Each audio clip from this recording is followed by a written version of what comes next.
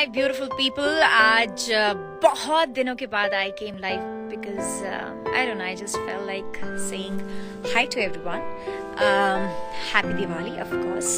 और आप सभी खुश हैं, खैरियत हैं और सब स्वस्थ हैं, ये मैं उम्मीद करती हूँ।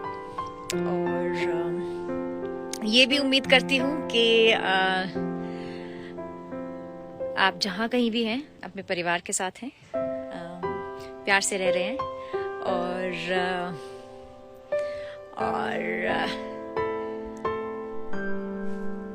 that's it. I just checked in to send you love and good wishes and specially mention that I love my fans. I've been watching the trends that they've been doing. I've been witnessing the amount of love जो आप लोग देते हैं. It is terrific. मतलब आप लोग कमाल हैं यार. और हमेशा आप लोग मेरे लिए एक इंस्पिरेशन बनते हैं कि मैं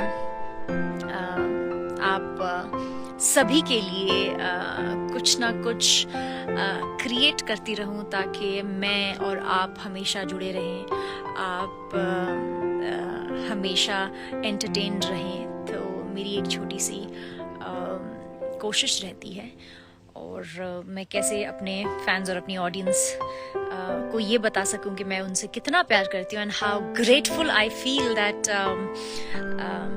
they are a part of my life and I'm blessed to have such amazing people. So thank you so much. I really wish great health to you and you have a great time with your family. Stay blessed, and of course special mention to my Rubyholics.